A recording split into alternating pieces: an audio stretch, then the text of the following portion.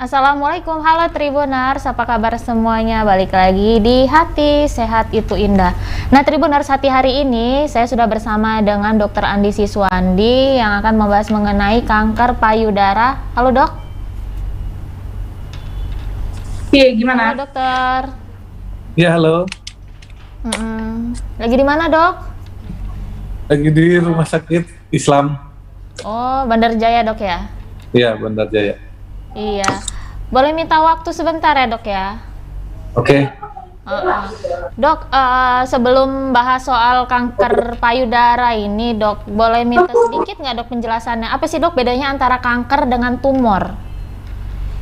Ya, ini udah mulai nih. Udah mulai dok. Ya, saya buka. Assalamualaikum warahmatullahi wabarakatuh. Waalaikumsalam. Ya, ketemu lagi sama saya. Sehat itu indah, ya. Iya. Tribun Network, Tribun Lampung. Ya, pertanyaannya apa itu perbedaan antara tumor dan kanker?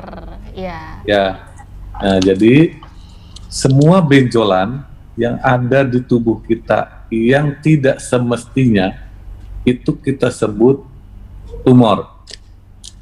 Ya, misalkan contoh kecilnya benjolan di dada, ya, laki-laki benjolan di dada, atau perempuan benjolan di payudara. Nah, itu kita sebut tumor dulu. Sebelum ada hasil patologi anatomi atau hasil laboratorium, itu kita sebut tumor. Semua benjolan, ya, semua benjolan itu kita sebut tumor. Nah, baru setelah tumor itu kita angkat, kita operasi, benjolan itu kita angkat, kita operasi, kemudian kita kirim ke laboratorium untuk diperiksakan atau ke patologi anatomi untuk diperiksakan, barulah keluar hasilnya apakah itu tumor jinak apa tumor ganas. Tumor ganas kita sebut kanker. Itu jadi tumor itu jinak dan ganas. Tumor jinak ya sudah tumor jinak, kalau ganas ya kita sebut kanker. Itu ya, jadi kanker itu tumor jenis yang ganas. Makanya ras dari bintang dari ras dari cancer itu adalah kepiting. Kakinya banyak. Nah, cancer itu kayak kanker. Kanker itu kakinya banyak, dia bisa menyebar kemana-mana. Satu kaki dipotong, ada satu kaki lagi-lagi. Satu lagi dicegat lagi, ada lagi jalan lain, satu lagi. Nah, itu makanya sampai saat ini pengobatan kanker itu masih artinya masih belum menemukan obat yang pas atau pengobatan yang pas untuk membunuh kaki-kaki itu. Ya. Jadi hanya pengobatan salah satunya contohnya atau kemoterapi atau radiasi penyinaran, hanya sebatas itu. Itu pun tidak sepenuhnya atau tidak memastikan bahwa kanker itu tidak akan tumbuh lagi. Itu tidak. Itu ya, jadi itu perbedaannya. Tumor jinak, tumor ganas. Ganas disebut ganas kalau itu adalah kanker. Tuh. Ya. Nah jenis kanker ini kan banyak ya dok ya. Salah satunya paling ditakutin wanita itu ada kanker serviks sama kanker payudara. Tapi kan kanker serviks kan kanker kandungan ya. Nah dok, kanker payudara itu sebenarnya kanker yang gimana itu dok? Ya, kanker payudara itu sudah jelas. Itu ada awalnya benjolan di payudara. Entah itu perempuan, entah itu laki-laki, itu bisa menyebabkan kanker di payudaranya. Ya, jadi penyebabnya pada benjolan pada payudara biasanya adalah hormonal. Ya, hormonal. Misalkan contohnya adalah dengan mengkonsumsi pil KB atau menggunakan hormon KB, entah itu suntik, pil atau implan, ya, yang jenisnya hormonal itu adalah salah satu penyebab terjadinya kanker payudara. Kemudian di samping itu penyebab kanker payudara juga disebabkan oleh faktor keturunan atau faktor genetik. Ya, itu juga bisa menyebabkan suatu kanker payudara. Misalkan contohnya neneknya, ibunya, nah itu waspada anaknya atau cucunya akan menurunkan gen itu. Ya. Kemudian faktor pekerjaan juga menyebabkan terjadinya suatu kanker. Tidak hanya kanker payudara saja, tapi kanker yang lain. Misalkan contohnya pekerjaan dia di tempat yang radiasi tinggi. Contoh misalkan dia di bahan kimia, ya, yang terpapar, terhirup, terus-terusan bahan kimia itu juga bisa menyebabkan suatu kanker. Bisa saja kanker paru-paru, atau kanker kulit, atau kanker payudara, itu pun bisa. Ya, dari segi pekerjaan. Dari segi makanan, ya, makanan sekarang banyak cepat saji, tapi itu pun tidak berapa persen, artinya kecil kemungkinan atau kecil persentase yang disebabkan oleh makanan. Ya, misalkan contoh makanan cepat saji itu misalkan contohnya seperti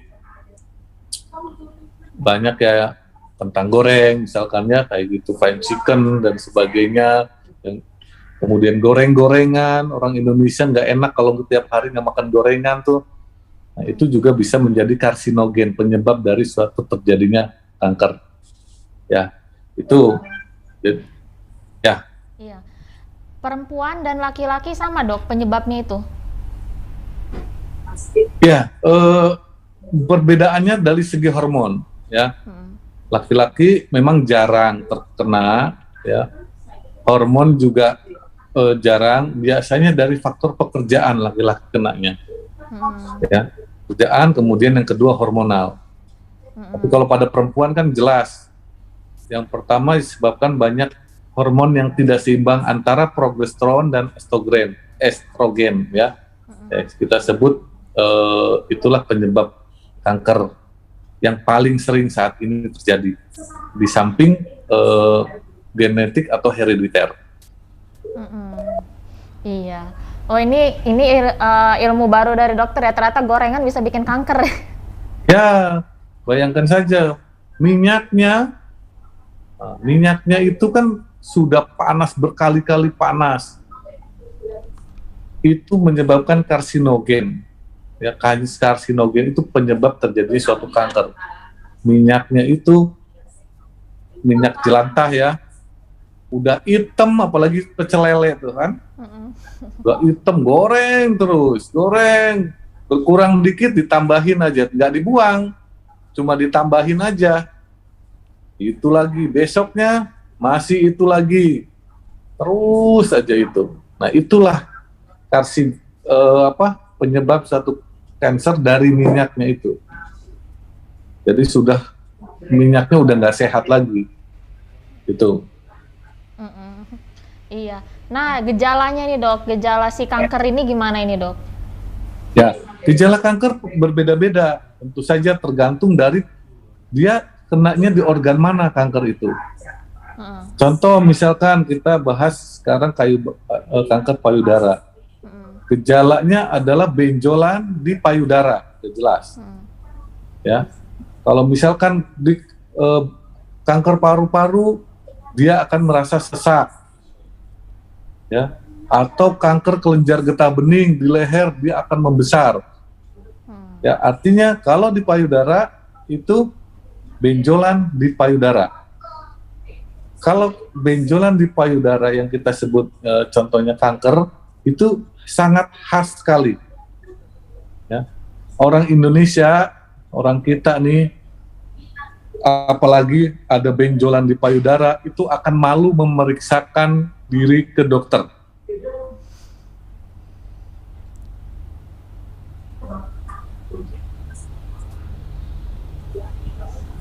Kalau belum benar-benar terpaksa.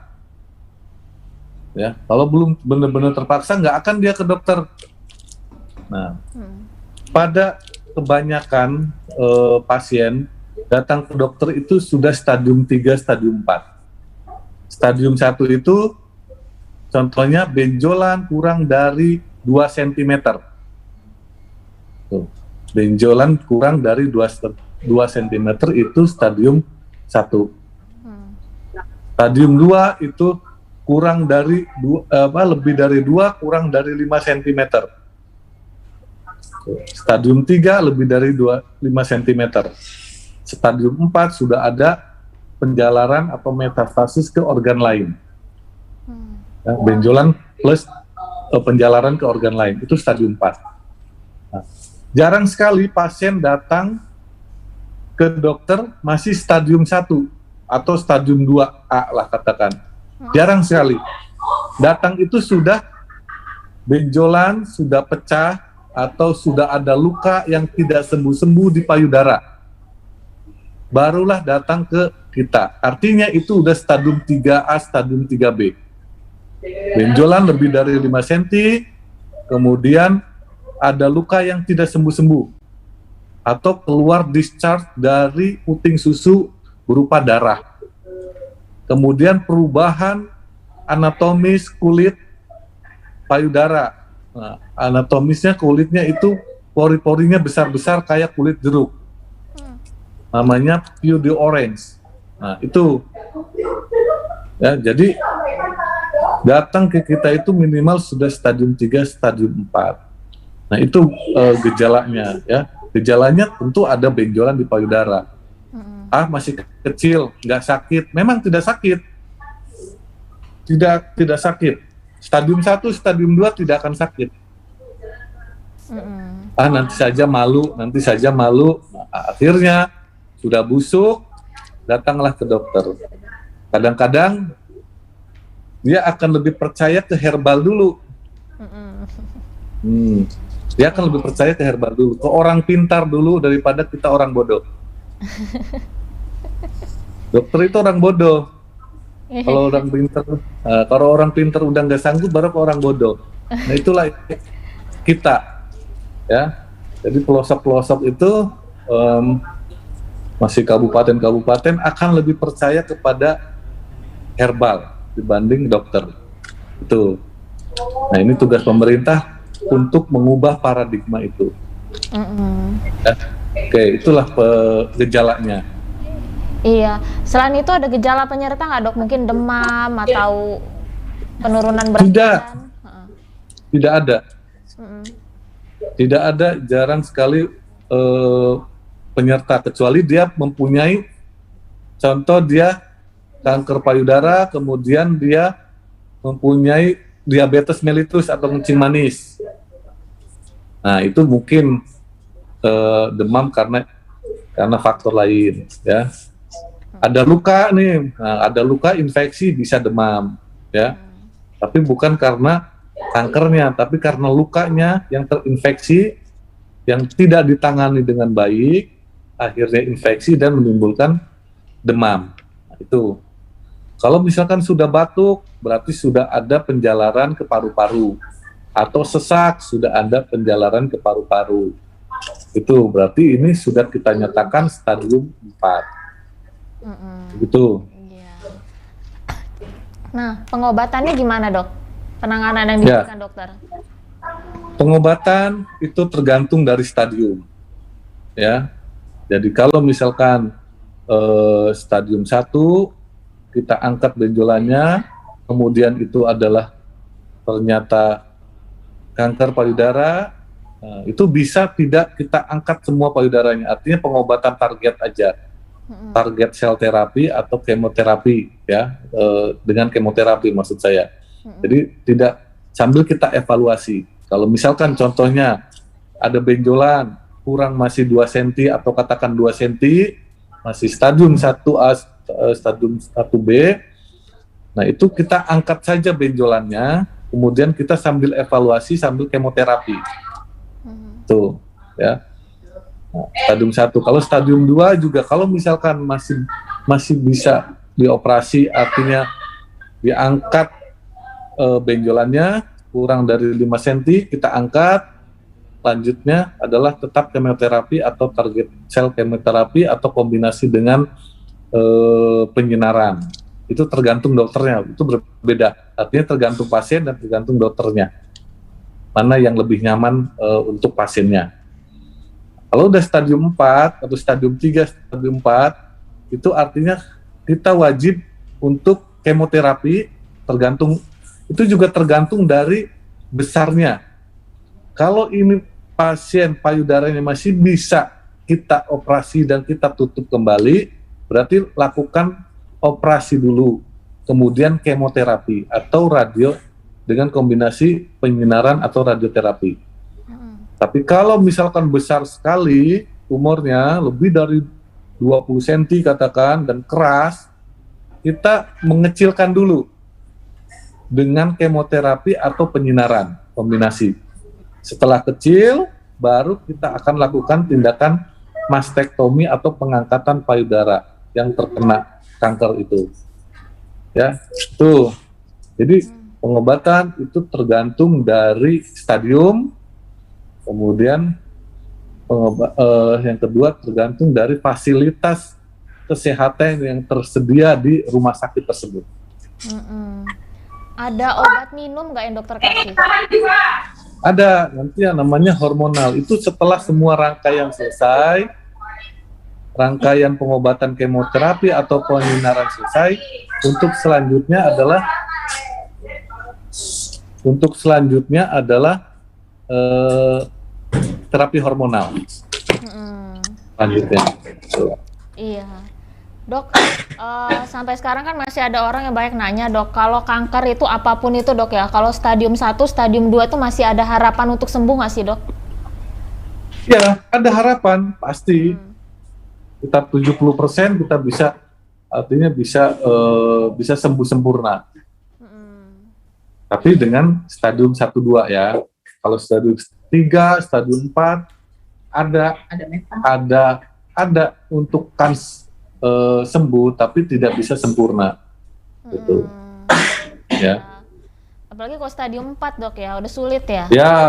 Ya, stadium 4 itu artinya sudah ada penjalaran ke organ lain. Nah, hominya itu kebiasaan dari kanker payudara itu di paru-paru, penjalarannya. Ya, penjalarannya kanker payudara itu khas sekali pada paru-paru. Dia jarang sekali penjalarannya ke hati atau ke organ lain, itu jarang sekali. Itu penjalaran pertama pasti ke paru-paru. Itu kalau sudah ke paru-paru dia akan mengeluhkan sesak. Nah, itu yang akan sulit sekali. Iya. Kalau udah ke paru-paru dia kenanya jadi apa, Dok? Dia sesak.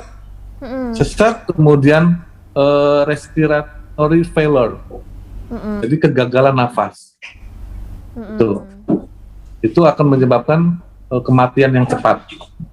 Belum lagi nanti ada efusi pleura. Efusi pleura itu artinya penumpukan cairan pada paru-paru. Iya.